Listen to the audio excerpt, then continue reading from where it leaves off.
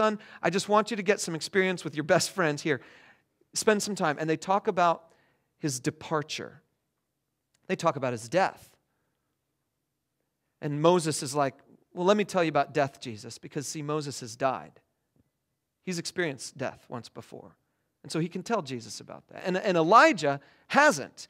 Elijah was miraculously taken up to heaven in a fiery chariot. And Elijah's like, dude, Jesus, go through this process, because when you ascend to heaven a few days, weeks after that, it's going to be so cool.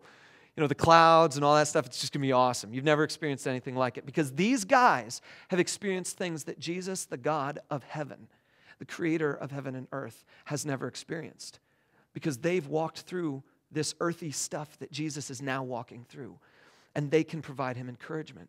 That's what the Father does for his Son, because he loves his Son so much. He wants him to be motivated. He wants him to have the momentum to carry it through. And look what happens. Flip over to verse 51. After Jesus comes down off of the mountain,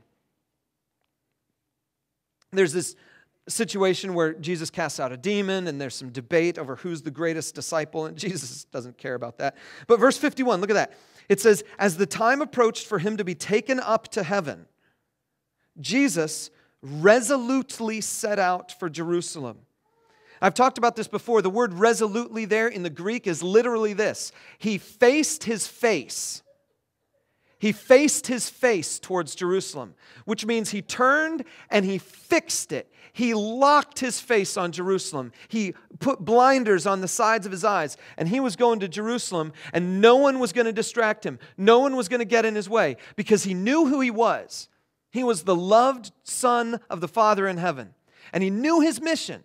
His mission was to go to Jerusalem. His mission was to depart this physical earth in death, then to rise again, and then to ascend into heaven. He knew his mission, which was to seek and to save the lost people of this world. And nothing was going to get in his way. He fixed his face. He resolutely set out for Jerusalem. And the intensity of that decision is the momentum builder that carried him all the way through the terror of the cross. There was someone else on that mountain, though. You saw him just a little bit. His name was Peter. And his experience on the mountain isn't exactly the same as Jesus' experience on the mountain. Peter's a guy that we like. A lot of us can relate to Peter, because Peter seems fickle, He's always sticking his foot in his mouth. He's always saying the wrong thing at the wrong time. He's always making a mistake. He's always being impulsive and passionate and getting himself involved in things that he just, maybe shouldn't go there, stuff like that. And so we relate to Peter, because he's one of these spiritual heroes, so we think, who's got these ups and these downs and these ups and these downs. And we're like, I have these ups and these downs, and so I can relate to Peter.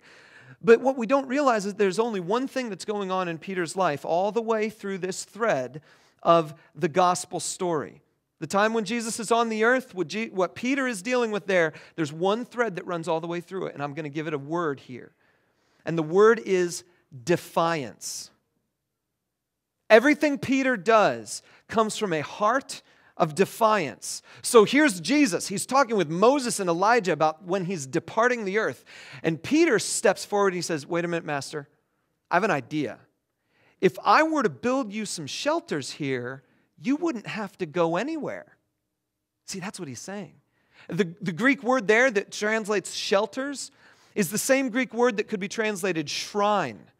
Where Peter is saying, hey, listen, we've got the holiest men in the universe right here on this mountain right now. Let's do something about it. Jesus, if we charge admission, we could take care of this mission of yours for forever. We wouldn't have to worry about it. We just, say, okay, there's Moses and he's $5. There's Elijah and he's $10. And then there's Jesus and he's 15. So, come on up here. We've got these little shrines. Peter's like, let's institutionalize this so you don't have to leave. It's direct defiance. That's why the voice from heaven speaks out and says, this is my Son. Listen to him.